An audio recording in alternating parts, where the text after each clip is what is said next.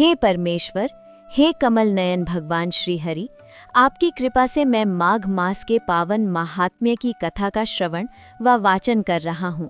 हे प्रभु, इस कथा के माध्यम से मेरे मन के अंधकार को दूर करें और मुझे भक्ति मार्ग पर अग्रसर करें। श्री लक्ष्मी नारायण भगवान की जय। गंगा मैया की जय। माघ मास महात्म्य की जय। माघ मास महात्म्य अध्याय 2। भृगु ऋषि और विद्याधर की कथा। दूसरे अध्याय में भृगु ऋषि एक कथा सुनाते हैं। बहुत समय पहले की बात है। पर्वतराज हिमालय की घाटियों में एक बहुत ही सुंदर स्थान था। वहां एक विद्याधर यानी एक प्रकार का देव योनि प्राणी अपनी पत्नी के साथ विहार कर रहा था। संयोगवश वो विद्याधर बहुत ही कुरूप और राक्षसी आकृति का था, जबकि उसकी पत्नी अत्यंत सुंदर थी। जब वो एक सरोवर के पास पहुंचा तो उसने देखा कि वहां कुछ तपस्वी माघ स्नान कर रहे थे। पूर्व जन्म का रहस्य।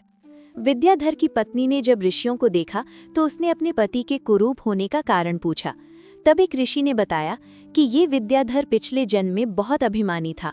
इसने एक बार एक वृद्ध ब्राह्मण का उपहास किया था, जिसके कारण इसे ये कुरूप शरीर मिला। परंतु इसने पिछले जन्म में अनजाने में माघ मास की एकादशी का व्रत किया था और शीतल जल में स्नान किया था, जिसके कारण इसे विद्याधर की योनि प्राप्त हुई, भले ही चेहरा कुरूप रहा। माघ स्नान से मुक्ति।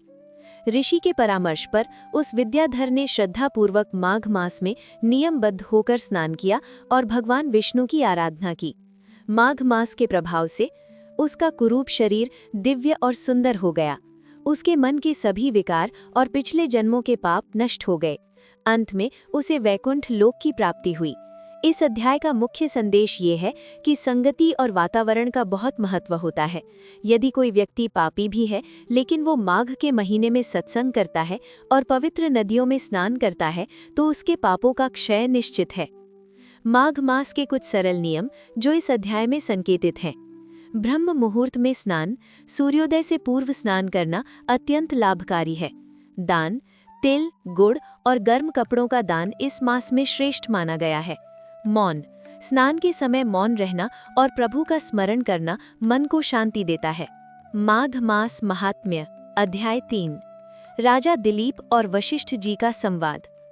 कथा के प्रारंभ में सूर्यवंशी राजा दिलीप, जो भगवान राम के पूर्वज थे, अपने कुल गुरु महर्षि वशिष्ठ जी के चरणों में प्रणाम किया।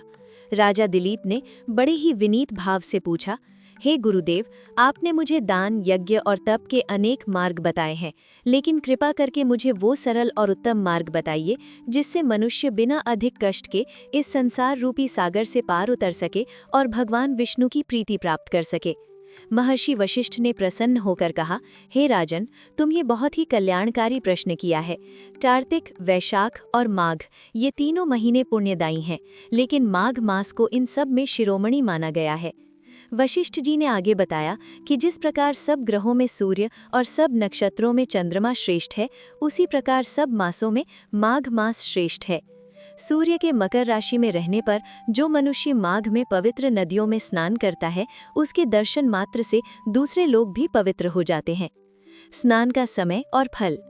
इस अध्याय में बताया गया है कि माघ स्नान के लिए अरुणोदय यानी सूर्योदय से पूर्व का समय सबसे उत्तम है। जो व्यक्ति प्रयागराज में 3 दिन भी सूर्योदय से पूर्व स्नान कर लेता है, उसे अश्वमेध यज्ञ के समान फल मिलता है। जो मनुष्य ठंडे जल में डुबकी लगाता है, उसके शरीर से पाप वैसे ही अलग हो जाते हैं जैसे सांप अपनी केंचुल छोड़ देता है। एक दिव्य घटना। देवताओं का आगमन। वशिष्ठ जी कहते हैं कि माघ मास में स्वर्ग के देवता भी धरती पर आकर स्नान करने की इच्छा रखते हैं। प्रयाग में गंगा, यमुना और सरस्वती का संगम तो है ही, परंतु माघ के महीने में वहां साक्षात विष्णु जी का निवास होता है। राजा दिलीप को वशिष्ठ जी समझाते हैं कि माघ मास केवल जल में भीगने का नाम नहीं है, बल्कि ये तपस्या का एक रूप है। इसमें इंद्रियों का दमन, वाणी में मधुरता और भगवान के नाम का जाप अनिवार्य है। इस अध्याय की मुख्य बातें। दान की महिमा। इस मास में तिल, गुड़ और कंबल का दान अत्यंत शुभ माना गया है। एकाग्रता। स्नान के बाद भगवान नारायण की पूजा मधुसूदन नाम से करनी चाहिए। तपस्या। शीतल जल में स्नान करना शरीर के आलस्य और तामसिक गुणों को समाप्त करता है। माघ मास महात्म्य अध्याय 4। मृग और ब्राह्मण की अद्भुत कथा। वशिष्ठ जी कथा प्रारंभ करते हैं। हे राजन, माघ मास के स्नान का फल इतना महान है कि जाने अनजाने में भी यदि कोई इसका पालन कर ले तो उसका उद्धार हो जाता है।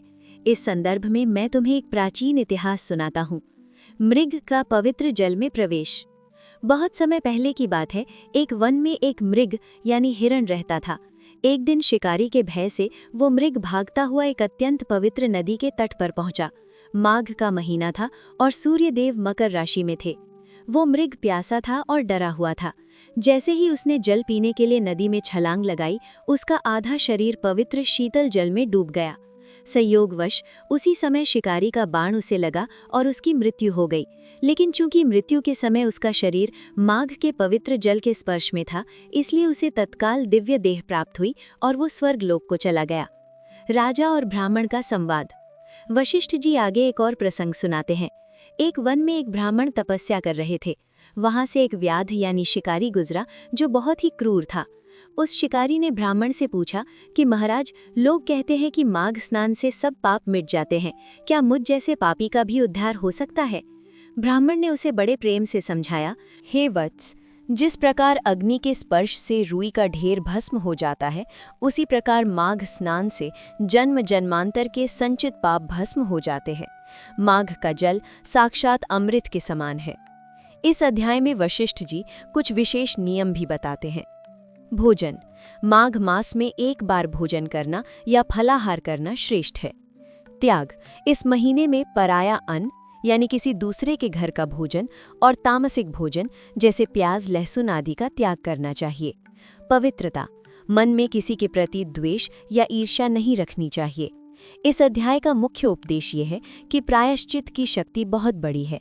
यदि कोई व्यक्ति अपने किए पर पछतावा करता है और माघ के पावन नियमों का पालन करता है तो भगवान विष्णु उसे अवश्य क्षमा कर देते हैं।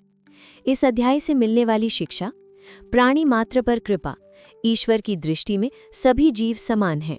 संगति का असर। शिकारी का ब्राह्मण से मिलना उसके जीवन के बदलाव का कारण बना। शीतल जल का तप। माघ की ठंड में किया गया स्नान मनुष्य के संकल्प को मजबूत बनाता है। माघ मास माहात्म्य। अध्याय 5। लोभ का त्याग और ब्राह्मण की तपस्या। वशिष्ठ जी का उपदेश। वशिष्ठ जी कहते हैं, हे राजन, माघ मास में स्नान करने वाले मनुष्य को अपने मन से लोभ और क्रोध का त्याग कर देना चाहिए। जो मनुष्य दूसरों के धन की इच्छा नहीं करता और अपनी इंद्रियों को वश में रखता है, वही वास्तविक माघ स्नान का फल पाता है। एक निर्धन ब्राह्मण की कथा आती है। वो ब्राह्मण बहुत विद्वान था, परंतु उसके पास जीवन यापन के लिए कोई साधन नहीं था। वो प्रतिदिन माघ मास के कड़ाके की ठंड में नदी में स्नान करता और भगवान विष्णु का पूजन करता था। एक बार उसकी श्रद्धा की परीक्षा लेने के लिए स्वयं देवराज इंद्र वेश बदल कर आए। इंद्र ने उसे बहुत सारा स्वर्ण और सुख सुविधाएं देने का लालच दिया ताकि वो अपना माघ स्नान बीच में छोड़ दे। ब्राह्मण ने बड़ी विनम्रता से कहा, हे देव, संसार का सारा स्वर्ण और ऐश्वर्य भी माघ मास के एक दिन के सूर्योदय स्नान के फल की बराबरी नहीं कर सकता। धन तो आज है, कल नहीं, लेकिन प्रभु की भक्ति और पवित्र स्नान का पुण्य जन्म जन्मांतर तक साथ रहता है। उस ब्राह्मण के इस अटल विश्वास और संतोष को देखकर इंद्र अत्यंत प्रसन्न हुए और उन्हें अपने वास्तविक रूप में दर्शन देकर आशीर्वाद दिया। माघ मास के दान का महत्व। इस अध्याय में विस्तार से बताया गया है कि माघ के महीने में किन वस्तुओं का दान करना चाहिए। तिल और गुड़। तिल का दान पापों का नाश करता है। जूते और छाता। मार्ग में चलने वाले ब्राह्मणों या निर्धनों को जूते चप्पल दान करने से अगले जन्म में व्यक्ति को कभी कष्ट नहीं सहना पड़ता।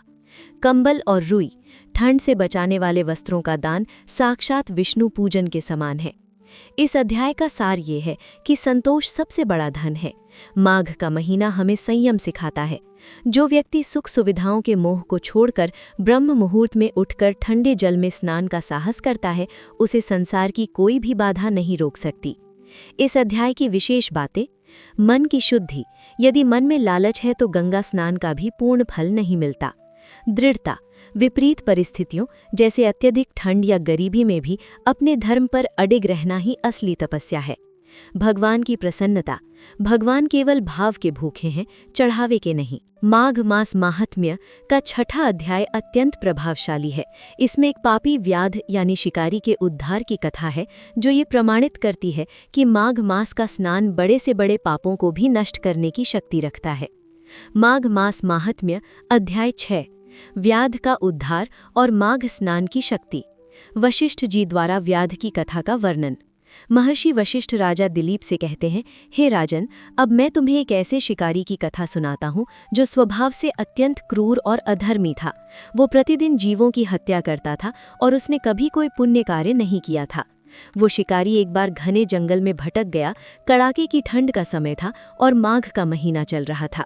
भटकते भटकते वो एक ऐसे स्थान पर पहुंचा जहां एक महात्मा नदी के तट पर माघ स्नान के बाद अग्नि जलाकर तपस्या कर रहे थे।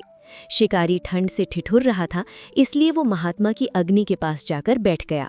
महात्मा ने उसकी दयनीय स्थिति देखकर उसे भोजन दिया और बड़े प्रेम से माघ मास की महिमा सुनाई। महात्मा का उपदेश। महात्मा ने शिकारी से कहा, हे भाई, ये जीवन क्षण भंगुर है। तुमने अब तक केवल हिंसा की है, लेकिन अब भी समय है। यदि तुम इस माघ मास के शेष दिनों में सूर्योदय से पूर्व इस पवित्र नदी में स्नान करो और भगवान मधुसूदन का स्मरण करो, तो तुम्हारे पूर्व जन्मों के पहाड़ जैसे पाप भी रुई के ढेर की तरह जलकर भस्म हो जाएंगे। शिकारी का हृदय परिवर्तन। महात्मा के वचनों का शिकारी पर गहरा प्रभाव पड़ा। उसने अपने धनुष बाण त्याग दी और अगले ही दिन से कांपते हुए शरीर के साथ शीतल जल में स्नान करना प्रारंभ कर दिया। उसने पूरे महीने नियमपूर्वक शीतल जल में 3 डुबकी लगाई, भगवान विष्णु के नाम का संकीर्तन किया, हिंसा का पूर्ण त्याग कर दिया। यमदूतों और विष्णु दूतों का संवाद। जब उस शिकारी की मृत्यु का समय आया तो यमराज के दूत उसे लेने आए। शिकारी के पाप बहुत अधिक थे, इसलिए यमदूत उसे नरक ले जाने लगे। लेकिन तभी वहां भगवान विष्णु के दिव्य दूत यानी पार्षद प्रकट हुए। विष्णु दूतों ने यमदूतों को रोकते हुए कहा, इसने अपने जीवन के अंतिम समय में माघ मास का स्नान किया है। माघ स्नान के प्रभाव से इसके करोड़ों जन्मों के पाप कट चुके हैं। अब ये नरक का अधिकारी नहीं, बल्कि वैकुंठ का अधिकारी है। इस अध्याय का सार ये है कि माघ स्नान में अमृतत्व है। ये न केवल पुण्य बढ़ाता है, बल्कि यमराज के दंड से भी रक्षा करता है। अनजाने में भी किया गया माघ स्नान मनुष्य की गति सुधार देता है। इस अध्याय की मुख्य शिक्षाएं। प्रायश्चित की महिमा। यदि मनुष्य सच्चे मन से अपने पापों के लिए क्षमा मांगकर माघ स्नान करता है तो ईश्वर उसे स्वीकार करते हैं। समय का महत्व। जीवन के अंतिम क्षणों में भी किया गया शुभ कार्य मनुष्य का भविष्य बदल सकता है। सत्संग। शिकारी का जीवन एक महात्मा के सत्संग से बदला, इसलिए संतों की संगति सर्वोपरि है। माघ मास माहात्म्य का 7वां अध्याय बहुत ही विशेष है, क्योंकि इसमें ये बताया गया है कि स्नान के साथ साथ दान और प्रकाश यानी दीपदान का क्या महत्व है। महर्षि वशिष्ठ राजा दिलीप को बताते हैं कि माघ मास में की गई छोटी सी सेवा भी अक्षय फल देती है। माघ मास माहात्म्य अध्याय 7, धूप दीप और अग्निदान की महिमा। वशिष्ठ जी का दिव्य संदेश। महर्षि वशिष्ठ कहते हैं, हे राजन, माघ मास में कड़ाके की ठंड पड़ती है। इस समय जो मनुष्य दूसरों को ठंड से बचाने के लिए साधन प्रदान करता है, वो साक्षात भगवान विष्णु की सेवा करता है। इस अध्याय में 3 प्रकार के दान को सबसे उत्तम बताया गया है। अग्निदान यानी ताप तपाना, किसी गरीब या साधु संत को ठंड से बचाने के लिए लकड़ी या अग्नि की व्यवस्था करना।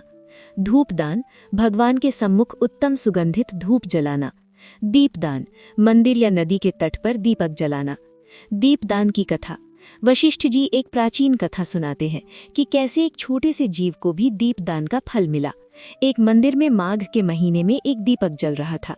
वो दीपक बुझने ही वाला था, तभी एक चूहिया वहां आई। जब वो दीपक के पास गई तो उसकी पूंछ से दीपक की बत्ती खींच गई और वो फिर से तेजी से जलने लगी। अनजाने में ही सही, उस चूहिया ने बुझते हुए दीपक को पुनर्जीवित कर दिया। माघ मास के इस दीप सेवा के फलस्वरूप उसे अगले जन्म में एक राजघराने में सुंदर राजकुमारी के रूप में जन्म मिला और वो पूर्व जन्मों के संस्कारों के कारण परम विष्णु भक्त बनी। धूप और सुगंध का महत्व। इस अध्याय में बताया गया है कि माघ मास में भगवान विष्णु को गुग्गुल और अगरू की धूप देने से मनुष्य के मन के बुरे विचार नष्ट हो जाते हैं। जैसे धूप की सुगंध वातावरण को शुद्ध करती है, वैसे ही माघ का व्रत मनुष्य के अंतःकरण को महका देता है। राजा दिलीप का प्रश्न। राजा दिलीप ने पूछा, हे ब्राह्मण, यदि किसी के पास दान देने के लिए धन न हो तो वो क्या करे? वशिष्ठ जी ने उत्तर दिया, राजन, माघ मास इतना दयालु है कि यदि किसी के पास कुछ भी न हो तो वो केवल मीठी वाणी से दूसरों का सत्कार करे, नदी के तट पर गिरे हुए सूखे पत्तों को साफ करे या दूसरों को स्नान के लिए रास्ता बता दे तो भी उसे पूर्ण फल प्राप्त होता है। 7वें अध्याय का सार ये है कि परोपकार ही धर्म का मूल है। माघ के महीने में ठिठुरते हुए लोगों को गर्मी पहुंचाना यानी वस्त्र या अग्नि के माध्यम से और भगवान के घर में उजाला करना यानी दीप दान करना मनुष्य को नरक के अंधकार से बचाता है। इस अध्याय की मुख्य शिक्षाएं: प्रकाश का महत्व। दीपक जलाना ज्ञान का प्रतीक है जो अज्ञानता के अंधकार को मिटाता है। सूक्ष्म सेवा। ईश्वर बड़े चढ़ावे से नहीं बल्कि छोटी सी सच्ची सेवा से भी प्रसन्न हो जाते हैं। अग्नि सेवा। ठंड के मौसम में किसी को गर्मी प्रदान करना सबसे बड़ा दान है। तो दोस्तों, आज आप सभी को महात्म्य कथा भादो मास का आप सभी को कैसा लगा कमेंट्स करके ज़रूर बताइएगा। और अगर अच्छा लगा तो इसी तरह का और भी धार्मिक कहानी सुनने के लिए हमारे चैनल को सब्सक्राइब कर लीजिएगा और बेल आइकन प्रेस कर लीजिएगा ताकि हर वीडियो का नोटिफिकेशन आप तक पहुंच सके और इसी तरह का धार्मिक स्टोरी का आप आनंद ले सकें।